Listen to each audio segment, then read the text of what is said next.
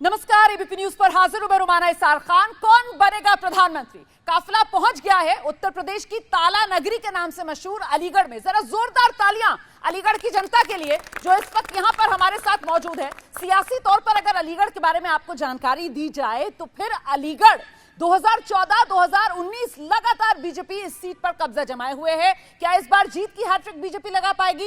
ये बड़ा सवाल। हालांकि संकेत इस रूप में मिले कि 17 के बाद 22 विधानसभा चुनाव अलीगढ़ में आने वाली सभी 7 की 7 विधानसभा सीटें बीजेपी ने अपना परचम लहराया है।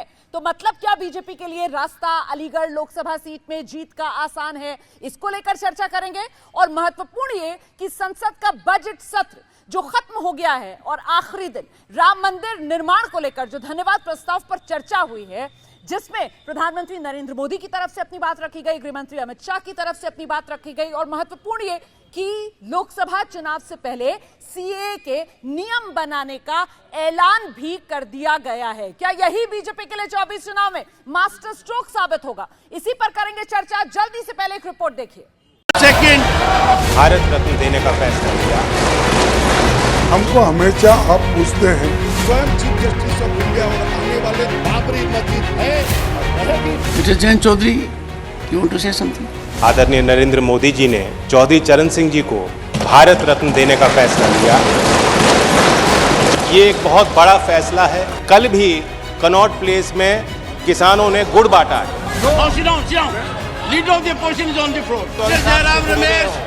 मिस्टर जयराम रमेश, आप यहाँ बैठे हो, लेकिन पहले भी आप आपने काम किया। उनका तो आदर कर लीजिए आप। चौधरी चरण Singh does not belong to one family, but since his grandson is a member of the house, it's a matter of pride for us. सारे नेताओं को जो भारत रत्न दिया गया है उसके बारे में कोई वाद विवाद नहीं है।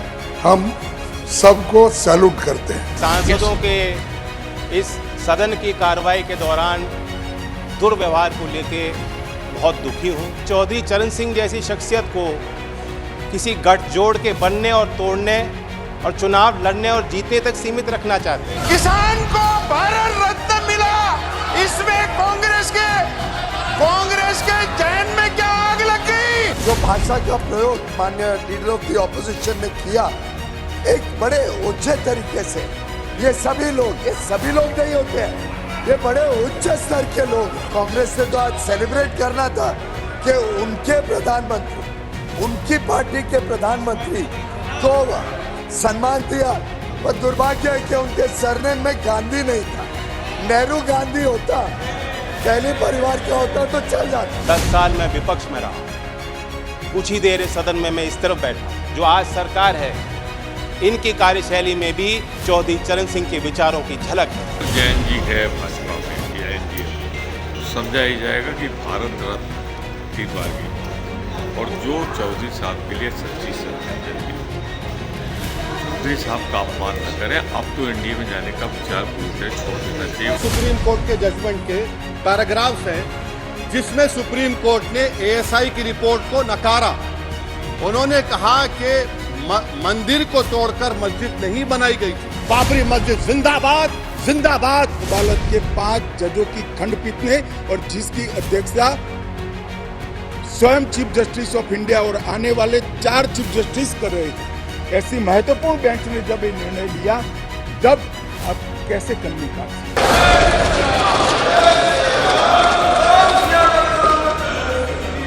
अलीगढ़ की जनता तैयार है ना अपने सवालों के साथ? हाँ या ना? तैयार है अलीगढ़ के लोग। और यहाँ मंच पर नेता मौजूद हैं। जल्दी से आपका परिचय कराते हैं। आप देख रहे हैं हमारे साथ बीजेपी की तरफ से कृष्णपाल सिंह जी मौजूद हैं, जिला अध्यक्ष बीजेपी के जमीरुल्लाह साहब, समाजवादी पार्टी के नेता हैं, पूर्व विधायक हैं, वो हमारे साथ जुड़ रहे हैं आज की चर्चा में। गौरंग देव चौहान कांग्रेस के नेता हमारे साथ मौजूद हैं, और बीएसपी की तरफ से पूर्व मेयर मोहम्मद फुरकान हमारे साथ यहाँ पर मंच पर मौजूद हैं। बहुत स्वागत। जरा जोरदार तालियां अपने नेताओं के लिए बजाइए। और सबसे पहले आपके पास आ रही हूँ, क्या हैट्रिक की तैयारी पूरी? 100%। आधार माननीय हमारे मोदी जी, यशस्वी प्रधानमंत्री जी के उनके विकास कार्यों पर लेकर के हमारी भारतीय जनता पार्टी के कार्यकर्ता घर घर जा रहे हैं। और सभी को मालूम है मोदी जी के विकास कार्यों के बारे में कि मोदी जी ने राष्ट्र के लिए क्या किया। इसी को लेकर के हमारे सभी राष्ट्र निर्माण और विकास कार्य ऐसे कि ये तो हैट्रिक लगाने की तैयारी में। आप क्या कर रहे हैं? जनता तय करेगी, आने दीजिए, वक्त आने दीजिए। तो अगर विकास हो रहा है तो वो कह रहे हैं जनता तो उन्हीं के साथ जाएगी। अभी आप कहाँ से आई थी? गाड़ी से आई थी आप? शहर के अंदर देखा कितना विकास है? आप बताइए कैसा विकास? बहुत कम विकास है, विकास नहीं है, प्रचार ज्यादा है। विकास नहीं हो रहा है क्या? अलीगढ़ के लोगों आपके पास आऊंगी, विकास हो रहा है नहीं हो रहा है? कोई विकास नहीं हो रहा है।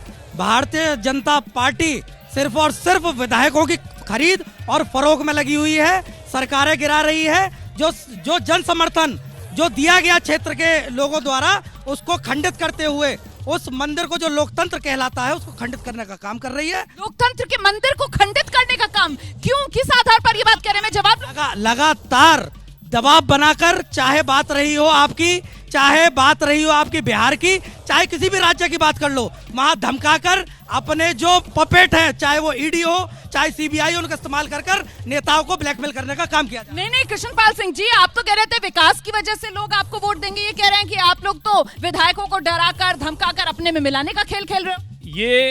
यही कह करके अभी तो ये भी कहेंगे कि आने वाले समय में हम जो मशीनों को हैक कर लेंगे। अभी तो ये इसकी कह रहे हैं, विधायकों को डरा रहे हैं। मतलब ईवीएम? ईवीएम को भी हम हैक करेंगे, अभी तो ये कहेंगे ये, क्योंकि अब जितनी नजदीक चुनाव आएगा इतनी ही ये किसी न किसी आरोप प्रत्यारोप लगाएंगे। मैं समझता हूं हमारे यशस्वी प्रधानमंत्री नरेंद्र मोदी जी द्वारा जो राष्ट्र के हित में, मजदूरों के हित में, किसान के हित में, समाज के हित में जो विकास कार्य किए जा रहे हैं, कोई किसी ने किए होंगे। इतने विकास के कार्य हो रहे हैं, बीएसपी किस तरीके से देख रही है इन दावों को? ऐसा है, ये जितने बैठे हैं सब हमारे दोस्त हैं और मुझे उम्मीद है कि यकीन के साथ इंसाफ की बात करेंगे। देखिए, जहाँ विकास का मसला है, विकास होगा, पब्लिक अपना वोट देगी, लेकिन ये पब्लिक तय करेगी। हमारे आपके कहने से कुछ नहीं होता, शोर मचाने से कुछ नहीं होता। चलिए जनता के बीच में चलते हैं, विकास का काम हो रहा है या नहीं हो रहा है, पहले इसी पर बात हो जाए। हाँ जी, खड़े होइए, किससे सवाल है? देखिए, मेरा जो है बीजेपी के पत्ता खड़े हुए हैं, उनसे एक सवाल है, ये अपने दिल पे और हक ईमान से गंगा की कसम खा के कहें कि सड़कों पे गाय मरी हुई पड़ी हुई हैं, कुत्ते का काट रहे हैं लोगों को, कुत्ते मरे जा रहे हैं, गड्ढे तो आपने अलीगढ़ के अंदर एंट्री देखी होगी, इसको कहते हैं, क्या बोलते हैं, महानगर भी है ये, स्मार्ट सिटी भी है ये, स्मार्ट सिटी भी है, महानगर भी है, और गड्ढों की वो लाइन लगी हुई है कि गिर के लोग मर रहे हैं गड्ढों में। ऐसा बुरा हाल है क्या अलीगढ़ में? सड़कें तो खुदी हुई हैं सर, हम भी दिल्ली से आए हैं तो सड़कें तो खुदी हुई मिली। सड़कें खुदी हुई हैं, ये बिल्कुल सही है, लेकिन स्मार्ट सिटी का काम चल रहा है। जब तक हम कोई कार्य करेंगे, सड़कों को खोदेंगे, तभी तो स्मार्ट सिटी का कार्य पूर्ण होगा।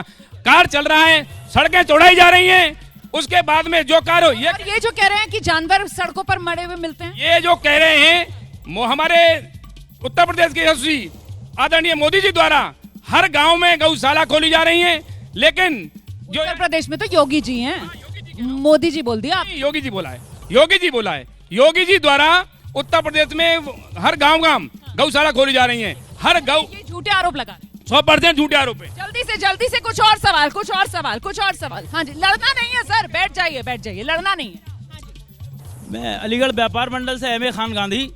आपने कहा विकास, अगर विकास तो फिर विकास के नाम पर ही तैयारी और वोट मांगे जाने चाहिए, लेकिन फिर ईडी, सीबीआई, राम मंदिर, यूनिफॉर्म सिविल कोड, फिर ये क्यों?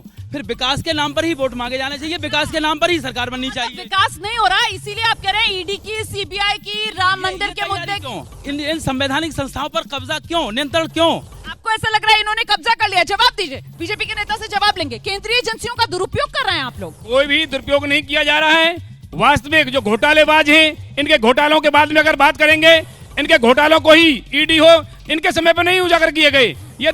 ये प्रशासनिक व्यवस्था है, जो व्यवस्था है उनको ईडी अपना कार्य कर रही है। ठीक है, गौरांग जी, कांग्रेस के नेता हमारे साथ मौजूद है। भाई, जो व्यवस्था है उसके हिसाब से केंद्रीय एजेंसियां काम कर रही हैं। कोई गलत करेगा, भ्रष्टाचार करेगा तो जेल जाएगा ना, देश में अदालतें हैं। देखिए, अगर कोई भ्रष्ट है तो उसे जेल में डालना चाहिए, ना कि भाजपा में भेज के वो व्हाइट वॉश हो जाए, क्योंकि धुलाई कर दी है उन्होंने। तो मतलब हेमंत सोरेन को जो हुआ वो सही हुआ ना? फिर हेमंत सोरेन तो जेल में है अभी, मनीष सिसोदिया तो अभी जेल में है, संजय सिंह तो अभी जेल में है, मतलब ये तो सही है ना मामला? पूरे देश के जो भ्रष्ट नेता, अगर वो भ्रष्ट हैं तो वो जेल में होने चाहिए, भाजपा में नहीं होने चाहिए। वो भाजपा में जाते हैं। कौन चला गया बीजेपी में? जाते हैं, तमाम नेता चले गए मैडम, एक नेता का नाम ले तो बताएं। इस पूरे, चाहे बात अलीगढ़ की हो चाहे पूरे प्रदेश की।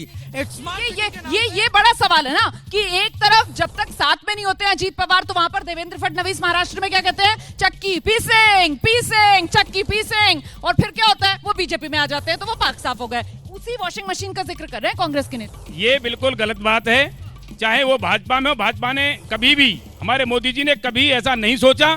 जो वास्तविक जो घोटालेबाज हैं उनको ही जेल में डाले जा रहा है, और वो जेल में रहेंगे, वो चक्की भी पेशेंगे, चाहे वो किसी में भी हो। ऐसा लेकिन अगर बीजेपी में आ जाते हैं, आरोप तो ये लगता है ना, अगर बीजेपी में आ जाते हैं तो उनके प्रति सॉफ्ट हो जाती है जांच एजेंसियां। सवाल किसका है, और सवाल किसका है, किसका क्या सवाल? अभी मैं ये पूछना चाहता हूँ भारतीय जनता पार्टी के लोगों से, हाथरस की बेटी के साथ में जो कांड हुआ था, क्या वो बलात्कार था, वो मर्डर था? रात को जब हिंदू रीति रिवाज से उसको क्या दफनाया गया था या उसका दाह संस्कार किया गया था? उनको क्लीन चिट कैसे मिल गई? किसको क्लीन चिट मिली, किसको क्लीन चिट? हत्यारों को मिली गई है, हत्यारों को मिली गई। नहीं, एक सेकंड, मुझे लगता है इस पर सिंह साहब को क्लैरिफिकेशन देना चाहिए। ये जो बोल रहे हैं ये 100% ये झूठ बोल रहे हैं। सरकार ने अपनी जो योजना थी, जो भी उनकी कानून थी, उसके तहत उनको जेल भिजवाया। यह मसला था कोर्ट का, कोर्ट ने उनको क्लीन चिट दी, तो उसकी जिम्मेदारी प्रशासन मतलब शासन नहीं है, ये कोर्ट का मसला था। कोर्ट ने उनको क्लीन चिट दी है, तो अब वो आगे जाएं, अपील करें। कोई और सवाल है यहाँ पर? जनता के सवाल इस तरफ। हाँ जी, खड़े हो जाइए। सवाल किससे है? देखिए, मैं विपक्ष को बोलना चाहता हूँ, विकास बीजेपी लगातार कर रही है। आदरणीय योगी जी, आदरणीय मोदी जी, इन्हें हमें मानना नहीं है। सुरक्षा का मुद्दा हो, युवाओं को रोजगार का मुद्दा हो, भ्रष्टाचार का मुद्दा हो, वो सब योगी जी अच्छे कार्य कर रहे हैं, मोदी जी अच्छे कार्य कर रहे हैं। विपक्ष को क्या कहना है आपको? विपक्ष को मुझे ये कहना है, जो झूठे आरोप लगा रहे हैं वो गलत है। विपक्ष झूठे आरोप लगा रहा है, ज़मीरुल्लाह साहब झूठे आरोप लगा रहे हैं आप लोग। मैं अब जरा हटिएगा नहीं, मैं कहना चाहता हूँ सत्ता से कि आप प्राइम मिनिस्टर बनिए, आप चीफ मिनिस्टर बनिए, लेकिन मुसलमानों को मार कर मत बनिए। मुसलमानों की जो कब्रों पे आप बन रहे हैं, अभी परसों की बात है, 6 लोग शहीद कर दिए गए। मतलब आपका मुद्दा भ्रष्टाचार नहीं है, आपका मुद्दा विकास नहीं है, अब आप मुसलमानों पर आ गए। मैं इंसानों में आ गया, जब मारे गए, जब आप हम भी तो देश के वासी हैं, हमें आप हमसे प्यार करिए। क्योंकि उन्होंने बात तो विकास की थी, उन्होंने बात भ्रष्टाचार की थी, आप मुसलमान पर। विकास की है ही नहीं, मैं इंसानियत पे आया। परसों की बात है, आपने देखा होगा 5 लोग शहीद कर दिए गए, और अफसोस की बात, इतनी बड़ी अफसोस की बात है, मैं अपने भाइयों से कहना चाहता हूं, वहां का चीफ मिनिस्टर गया और सिर्फ जो जख्मी थे पुलिस वाले, उनको देख के, जिनके मौत हो गई उनके घर पे नहीं गया। सर, ये कोई नई बात थोड़ी है, यहाँ उत्तर प्रदेश ही था, मुजफ्फरनगर ही था, तब क्या हुआ था? एक ही धर्म के लोगों को यहाँ पर मुआवजा नहीं मिला था क्या? आप ही की सरकार थी ना, समाजवादी पार्टी की सरकार थी। जी, नहीं, कभी भी नहीं हुआ, सबके साथ हमने अलीगढ़ कभी नहीं हुआ। मुजफ्फरनगर 2013 सुप्रीम कोर्ट को कहना पड़ा था, इनकी सरकार थी, सिर्फ एक ही धर्म के लोगों को मुआवजा मिला। मैं समझता हूँ ये जो इनका कहना है, हमारी सरकार के द्वारा द्वेष भावना से ना कार्य किया जा रहा है, ना हम करेंगे। और ये भी मैं आपको बता दूं, इनकी सरकार में मुजफ्फरनगर कांड हुआ था, और आपने सबने देखा होगा, उस मुजफ्फरनगर कांड में केवल एक समुदाय को, केवल वहां के मुख्यमंत्री जी ने जो भी कुछ किया, एक समुदाय के लिया, दूसरे समुदाय के लिए बारे में सोचा भी तक नहीं। ये दिक्कत गौरांग जी, दिक्कत यही है कि तुष्टीकरण की राजनीति अब तक होती रही, और बीजेपी ये कहती है हम तुष्टीकरण किसी का नहीं करेंगे। इसी वजह से विपक्ष इतना परेशान हो जाता है। जिस काम को ये करते हैं वो तो कहते ही नहीं है, जो काम ये करते हैं वो होता नहीं है। ये विकास की बात करते हैं, ये सत्यता है, ये सिर्फ जाति धर्म पर राजनीति कर रहे हैं। भाई यहाँ विकास, एक मिनट मेरी बात सुनिए, यहाँ मुद्दा विकास का आया, यहाँ मुद्दा भ्रष्टाचार का आया, समाजवादी पार्टी के नेता मुसलमान ले आए भी। इनके कहने से थोड़ी कुछ होता है मैडम। आप एक बात बताइए, कितने नौजवानों को इन्होंने रोजगार दिया, वो डाटा बता दें। मोदी जी कहते थे हम 2 करोड़ नौकरी हर साल देंगे, 10 साल हो गए, 20 करोड़। कौन वो नौजवान है जिनको नौकरी मिली? मेरे सामने लाइए। नोटबंदी हुई, गलत तरीके से लागू की गई, तमाम फैक्ट्रियां बंद हो गई, लोग सड़कों पर आ गए। लेकिन नोटबंदी के बाद तो उत्तर प्रदेश में ही पहला चुनाव हुआ था ना, बस 16 में नोटबंदी हुई, 17 में यूपी वाला चुनाव हुआ, और बीजेपी को बम्पर जीत मिली, जिसके बाद माना गया कि लोगों ने तो नोटबंदी का स्वागत कर लिया, नेताओं को दिक्कत हुई है। बीएसपी को भी कहा जा रहा था दिक्कत हुई है, नेता को, आवाम को दिक्कत हुई है, आवाम परेशान हो गई, लोग मर गए, लाइन में लगा दिया, लोगों ने अपनी माँ को लाइन में लगा दिया। तो नोटबंदी मुद्दा है, चुनावी मुद्दा है, आपको ऐसा लगता है? अब नोटबंदी में जो नुकसान हुआ, मसला ये है कि वोट ना तो महंगाई के ऊपर मांगा जाता है, ना आवाम की परेशानी के ऊपर मांगा जाता है, धार्मिक अंदाज में मांगा जा रहा है। अगर ये इसके ऊपर मांगे नहीं जीत सकते। नहीं तो ये काम तो कहीं ना कहीं जो विपक्ष में नेता उनकी भी जिम्मेदारी बनती है ना। आप लोग महंगाई की बात करते नहीं हो, आप लोगों से विकास को लेकर, भ्रष्टाचार को लेकर जनता सवाल पूछती है, आप मुसलमान की बात शुरू कर देते हो। मेरे प्राइम मिनिस्टर, मेरे सीएम साहब 80 और 20 की बात करेंगे तो कहाँ विकास आ गया? 80-20 मतलब 80-20 मतलब उनसे पूछिए, एकदम इनसे पूछ लेती हूँ 80-20 का मतलब। अच्छा नहीं, पूरी जवाब लीजिएगा। 80-20 का मतलब आप कह रहे थे ना, मैंने कहा पूछ लूं पहले। जो 80-20 की बात करते हैं, मैं ये कहना चाहता हूँ 80-20 का मतलब क्या है ये तो बता दीजिए। आप मतलब समझिए जो मैं समझ रहा हूँ। 80 मैं कैसे समझ लूं वो मतलब जो आप समझ रहे हैं, आप बताइए ना। आप एंकर हैं, आप बहुत समझदार हैं, आप भी इनसे मिली हुई हैं और मैं दावे के साथ कहता हूँ आपसे सवाल पूछ रही हूँ तो मैं इनसे मिली हुई हूँ। आप अपनी बात मेरे मुंह से निकलवाना चाहती हैं। आपने 80-20 की बात की, आप मुसलमान को डिबेट में लेकर आ रहे हो, मैं सिर्फ आपसे पलटकर सवाल पूछती हूँ तो आप कह रही हो मैं जी मिल गई हूँ इनके साथ। बात ही नहीं हो रही मेरी। आप मेरे सवाल का जवाब ही नहीं दे रहे। नहीं, मेरी जवाब दे तो लिए। बताइए ना 80-20 मतलब। 80-20 की लड़ाई है करते हैं यहाँ पर लोग। हमें बिल्कुल ऐसा कर दिया 20 को कि तुम अलग हो जाओ। अरे भाई देश के वासी हम भी तो हैं, हमारी भी बात करो, हमें भी विकास दो। हमारे बहुत दुखी हैं समाजवादी पार्टी के नेता जमीरुल्लाह साहब, पूर्व विधायक हैं, बहुत दुखी हैं। आप इनको जवाब दीजिए। रोहन जी, मैं इनको ही जवाब देना चाहता हूं। हमारे देश के यशस्वी प्रधानमंत्री नरेंद्र मोदी जी द्वारा आज तक एक शब्द ये बोला हो कि अन्य समुदाय के नाम से उन्होंने 1,40,00,000 जनता को प्रभार बताते हैं। 1,40,00,000 ये जो 80-20 वाली बात कर रहे हैं, 80-20 क्या है? आज 80-20 क्या है? कहना है 80% हिंदू हैं, 20% मुसलमान हैं, इनका कहना है। आप 80-20 हिंदू मुसलमान कर रहे हैं, वो कह रहे हैं कि इनका कहना है। ये आगे ना अपने पे, ये आगे। मैं कह रहा हूँ 80, मैंने नाम नहीं लिया। 80-20 की लड़ाई की बात करते हैं। हम ये कहते हैं अरे भाई हम भी देश के लोग हैं, आपके भाई हैं, आप हमारे साथ भी वो व्यवहार करो जो और 80 के साथ कर रहे हो। आप नहीं कर रहे हो, आप भेदभाव कर रहे हो। मतलब मुसलमानों को कह रहे हो आप भेदभाव कर रहे हो। बिल्कुल भी भेदभाव से काम नहीं किया जा रहा है। और आप देख रहे होंगे 140 करोड़ जनता के बीच में राशन जा रहा है तो यह पूछकर नहीं दिया जा रहा है कि किसको दिया जाएगा। राशन जा रहा है तो चाहे मुसलमान है चाहे हिंदू है। आवास जा रहा है, आवास किसी मुसलमान को हिंदू को पूछ करके दिया जा रहा है। ये बिल्कुल इनको शर्म आनी चाहिए इस शब्द को बोलने के लिए।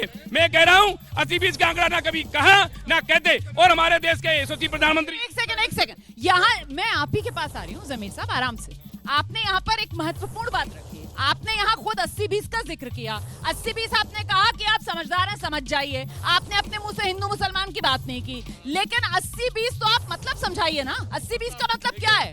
आम आदमी को तो हिंदू मुसलमान समझ में आता है, तो आप बता दीजिए। अब उन्होंने ये साफ कर दिया कि साहब मुसलमानों को भी सारा लाभ मिल रहे हैं। सुन लीजिए, मुझे शर्म है इस बात की कि पूरा जो सरकार चला रहे हैं, भाई से भी कहना चाहता हूँ, कितने गर्व के साथ कहते हैं कि 80 करोड़ को हम भीख दे रहे हैं। कितने गर्व के साथ कहते हैं कि 80 करोड़ को। मुद्दा बदल दिया आपने।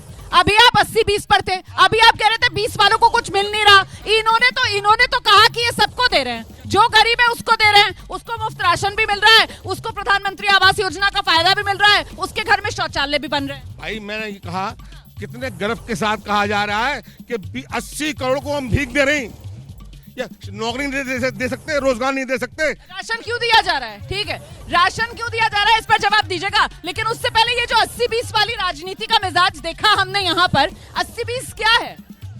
समाजवादी पार्टी 80-20 कह रही है। अच्छा 80-20 उनसे पूछा जा रहा है क्या है, तो वो खुलकर भी नहीं बोल रहे हैं। मतलब उनका मिजाज ये कि खुद समझिए, आप खुद निशाना लगाइए। भारतीय जनता पार्टी कहती है कि 80% एक तरफ 20% एक तरफ। ये बिल्कुल गलत नारा है। वो भी इसी देश के हैं और वो भी इसी देश के हैं।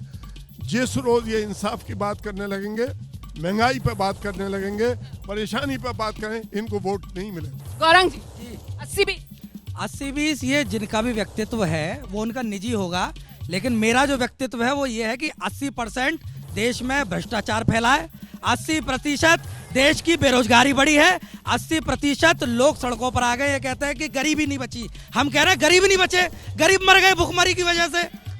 ये कह रहे हैं कि ये नया आंकड़ा आप लोग कह रहे हैं कि साहब 25 करोड़ गरीबों को गरीबी रेखा से ऊपर निकाला। वो कह रहे हैं गरीब बचे ही नहीं, गरीब मर गए। और वहां से वो सवाल पूछ रहे थे कि साहब ये अगर इतनी ही देश में तरक्की हो रही है तो फिर देश के 80 करोड़ लोगों को मुफ्त अनाज क्यों?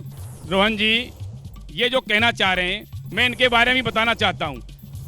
हमारे जो सरकार आई है भाजपा की वो 2014 में पूर्ण बहुमत से लगातार आ रही है। उससे पहले के घोटाले में गिनवा दूं इनके, चाहे 2G घोटाला हो, चाहे स्पेक्ट्रम घोटाला हो, बोफोर्स घोटाला हो, और देखो शारदा चिटफंड घोटाला हो। भाई साहब आप पूरे पन्नी पर लिखकर आ गए घोटालों के नाम। मेरा सवाल तो पीछे रह गया, 80 करोड़ लोगों को मुफ्त राशन क्यों? 80 करोड़ लोगों को मुफ्त राशन क्यों? ये मैं बताऊंगा आपको। 80 करोड़ जो कह रहे हैं ये वो है मजदूर, जो मजदूर हमारे जिनके बीच में कोरोना काल हुआ, कोरोना काल में ये घर में से नहीं निकले और हमारे माननीय मोदी जी द्वारा उन लोगों के घर राशन पहुंचाने का कार्य किया, इसलिए उन मजदूरों का ध्यान दिया। मजदूर है पैदल चल के आए, 5-6 किलोमीटर दूर चल के आए मजदूर, और हमारे मोदी जी द्वारा। तो मोदी सरकार जन कल्याणकारी योजना चला रही है, तो दिक्कत क्या है? कुछ और सवाल लेते हैं। आ रही हूँ, आपका हो गया है, बैठ जाइए, बाकियों को भी मौका दी। मैम घोटाले इन लोगों के इतने हैं कि हमें सूची बनानी पड़ रही है मैम। वो लेकर आए लिस्ट। और कोई सवाल है? नहीं कोई सवाल नहीं है हमारा। कोई सवाल नहीं है। विपक्ष के भ्रष्टाचार को लेकर आप सवाल उठा रहे हैं। ये बताइए, काम ही नहीं किया है तो 400 पार अब तक क्यों जीतते हैं? जनता जानती है ना, सब जानती है ना।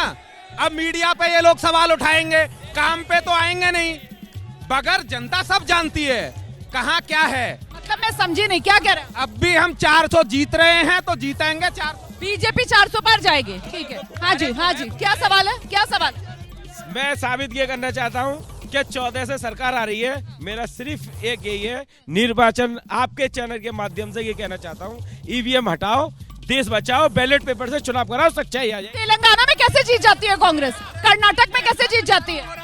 अरे बैलेट पेपर से पाकिस्तान में ये जो सवाल यहाँ पर पूछा जाता है, भाई आप कांग्रेस से हो, तेलंगाना में जीते ना, कर्नाटक जीते ना, हिमाचल जीते ना, वहाँ जीतते हो तो ईवीएम ठीक है, और जब हारते हो तो यहाँ पर लोग कहने लगते हैं साहब ईवीएम हटाओ, ईवीएम हटाओ। मैडम जब बहुत सारे वोट पड़ते हैं अत्याधिक मात्रा में, तो वहाँ इनकी मजबूरी बन जाती है जिताना। ये सत्यता है। जब मोबाइल हैंग हो सकता है तो कोई भी इलेक्ट्रॉनिक चीज हैंग हो सकती है, उस पर जांच कराओ, उसको बंद कराओ। जब विदेशों में बंद हो सकता है, वहाँ भी बैलेट पे आ सकते हैं, तो यहाँ क्यों नहीं आ सकते? ईवीएम को लेकर यहाँ पर सवाल है, ईवीएम को लेकर। ये बेकार की बात है। ये अभी आपसे पहले क्वेश्चन हुआ था रोमाना जी, ये पहले भी जो मैंने क्वेश्चन किया था आपका आंसर दिया, ये मैंने कहा कि ईवीएम पे आएंगे ये। मुझे बताइए, दिल्ली में चुनाव हुआ, क्या उसमें हम क्यों नहीं जीते? कर्नाटक में हुआ, हम क्यों नहीं जीते? क्यों नहीं जीते बताइए? ये सब बेकार की बात है। ये बिल्कुल अब इनकी स्थिति वो हो गई है कि कभी हमारे अटल बिहारी वाजपेयी जी ने कहा था कि हमारी एक सीट है, एक दिन तुम एक सीट पर रह जाओगे, केवल एक सीट पर। कांग्रेस एक सीट पर रहने वाली है, मैं कह रहा हूँ एक सीट पर। अब की बार 420 से पार। 2014 में तो बहन जी ने किसी के साथ किया नहीं था तालमेल, तो फिर जीरो खाता खुल नहीं पाया था। इस बार भी वही होने वाला है। वो तो कह ही रहे हैं विपक्ष जीरो पर पहुंचने वाला है। नहीं, ऐसा नहीं है। अरे बहन जी को आप कहेंगे बहन जी से अच्छा एडमिनिस्ट्रेशन किसी का था ही नहीं। तो चुनाव जीतने की बात, लेकिन नहीं, ये करा दे, ईवीएम हटा दे, नहीं जीत सकते ये किसी भी कीमत पर, नहीं जीत सकते। मतलब ईवीएम की वजह से आप हार रहे हैं। तो वो 10 सीटें कैसे जीत गए थे जब समाजवादी पार्टी के साथ गठबंधन किया था 2019 में? माना ये 2019 में 10 सीटें कैसे जीते थे जब समाजवादी पार्टी के साथ गठबंधन किया था? ईवीएम से ही हुआ था। ईवीएम से हुआ, जिससे भी हुआ, लेकिन वोट इतना पड़ा था, इसके बगैर नहीं चलेगा। किसी आहट नहीं लगती है विपक्ष की जब वो ईवीएम पर ठीकरा फोड़ता है? सर देखिए, मैं मेरी बात को हटाइए मत पहले। हाँ, मैं एक बात कहना चाहता हूँ इस देश की राजनीतिक पार्टियों से, क्या आप हमारे हाल पे हमें छोड़ दीजिए, हमारे हाल पे छोड़ दीजिए। किसको किसके हाल पर छोड़ दिया जाए? समाजवादी पार्टी को? समाजवादी पार्टी को नहीं सर, आपकी तरह हर कोई समझदार नहीं है ना। नहीं, बहुत समझदार है, हम ज्यादा समझदार हैं। ताली बजाना शुरू कर दी उन लोगों ने। किसको किसके हाल पर छोड़ दिया जाए? हमारे हाल पे हमें छोड़ दो।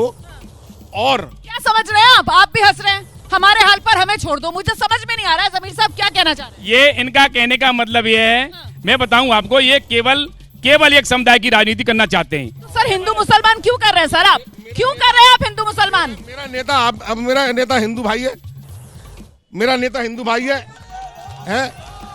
मेरा बड़ा भाई हिंदू भाई है। आप वो कह रहे हैं हिंदू मुसलमान तो हम कर नहीं रहे। जिनके बारे में ये चर्चा कर रहे हैं, आप समझ रहे होंगे, जब कार सेवकों पर जब डंडा और गोलियां चली, वो जब हिंदू थे कि नहीं? जब उनकी क्या स्थिति थी? कार सेवकों को मरवा दिया गया। ये स्थिति अगर वो हिंदू होते तो उनकी स्थिति ये नहीं होती। जवाब दीजिए जमीर साहब, जवाब दीजिए। अब मेरा जवाब ले लीजिएगा पूरा, है ना। कानून व्यवस्था के लिए ले लो जवाब।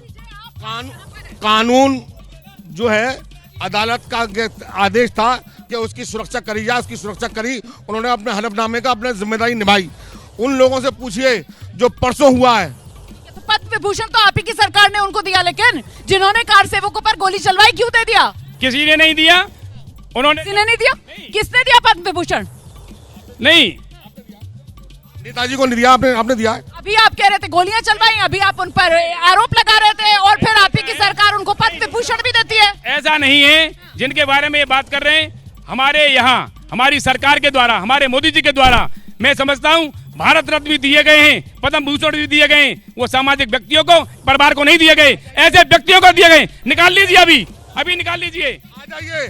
सर सैयद अहमद खान से बड़ा कोई वो है, उनको क्यों नहीं दिया आपने? आइए। सर सैयद अहमद खान को क्यों नहीं दिया आज तक आपने? आइए। अब सुनिए, ये जो कह रहे हैं अपनी मांग रखिए मांग।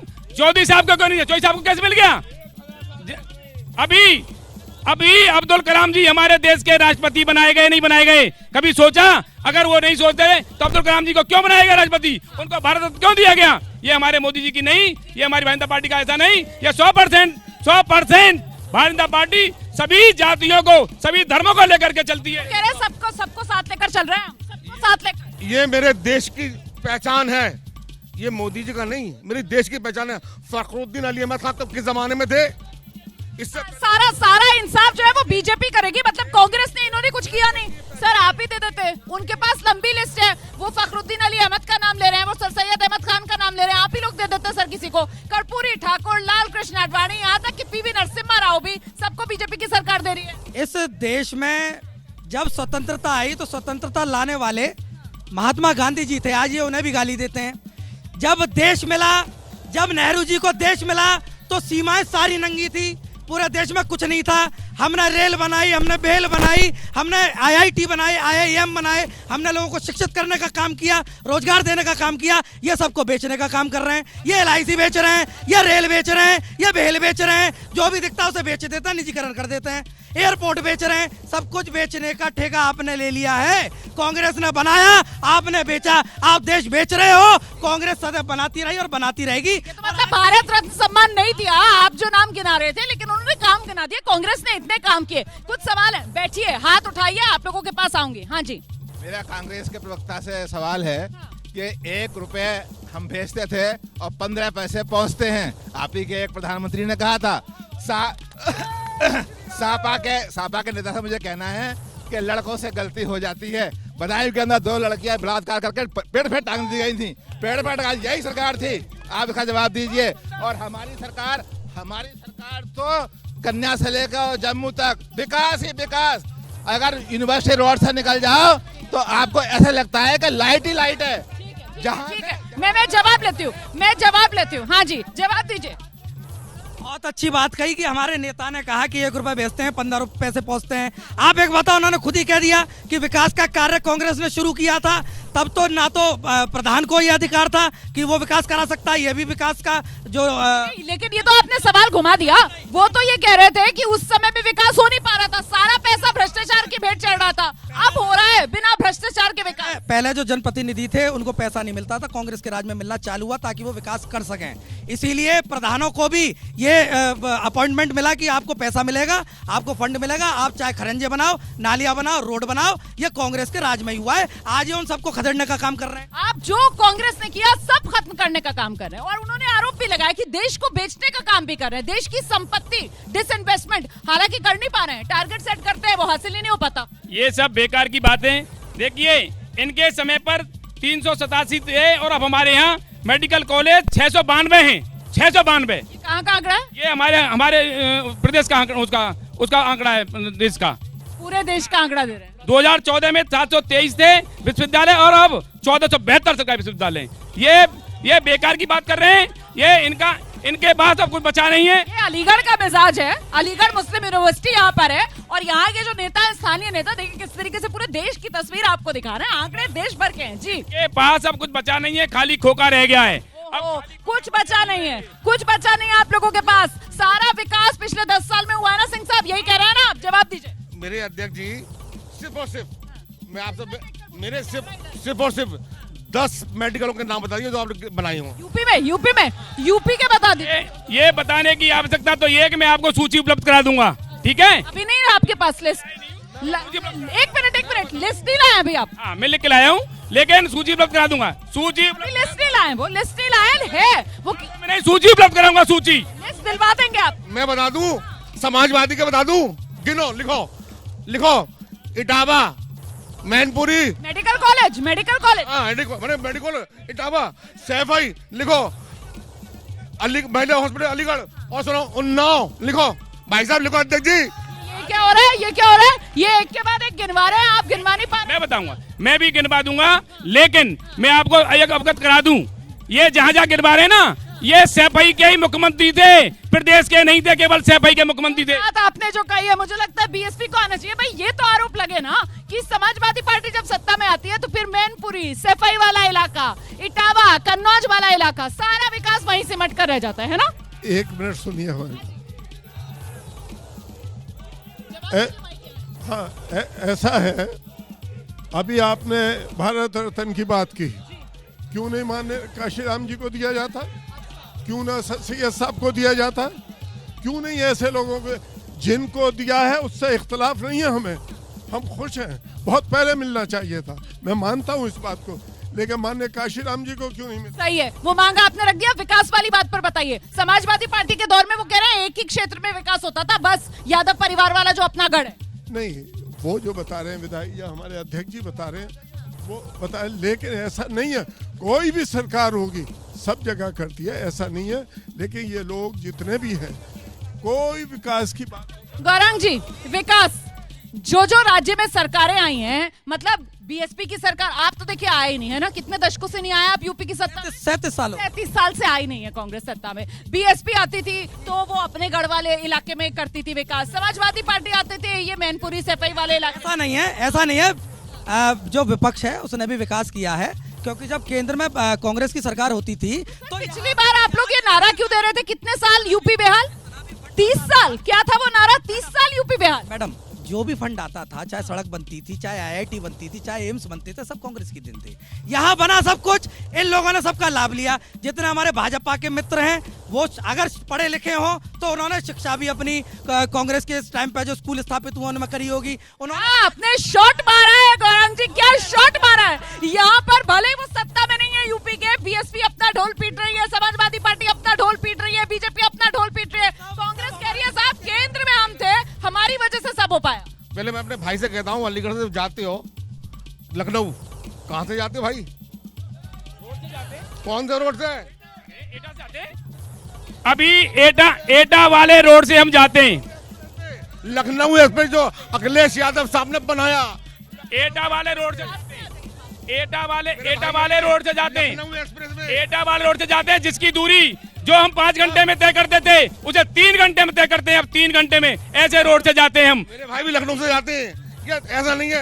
ये तो सारा श्रेय विकास का यहाँ पर अखिलेश यादव को ही दे रहे हैं। विकास के बारे में बात करें, अलीगढ़ के विकास के बारे में इनके छोटे से बता दूं, क्योंकि आज अलीगढ़ में डिबेट हो रही है। मैं अलीगढ़ के बारे में बताता हूं। अलीगढ़ के अंदर डिफेंस कॉरिडोर आया, ट्रांसपोर्ट नगर आया, मिनी एयरपोर्ट आया, अलीगढ़ का स्मार्ट सिटी का चयन हुआ, रेलवे स्टेशन का सौंदर्यीकरण हुआ, सागरा में 200 करोड़ का पुल का निर्माण हुआ, शिक्षा, बिजली, स्वास्थ्य, अन्य में 110 करोड़ का गंगा पे, यमुना पे हमारा निर्माण हुआ, जो ब्रज 84 को दुनिया जाती है, जिसमें असम, नागालैंड। ठीक है, आपने इतने सारे विकास के काम गिनाए। गौरंग जी आ रही हूँ 1 मिनट। गौरंग जी, इतने विकास के वो काम गिना रहे हैं और साथ ही साथ अयोध्या राम मंदिर जो सदियों का इंतजार था वो पूरा हो गया है, मतलब राम मंदिर में प्राण प्रतिष्ठा, तो इसी की वजह से अब विपक्ष की व्यथा? नहीं, ऐसा नहीं है। जो भी चीज है, जो राम मंदिर की जो स्थापना हुई उसको इवेंट बना दिया गया। वो प्रभु हैं, प्रभु की स्थापना हुई, प्रभु की पूजा हुई, ये आस्था का विषय है। मगर उसको इवेंट बना देना, उसको पूरा भाजपाईकरण कर देना, वो गलत था।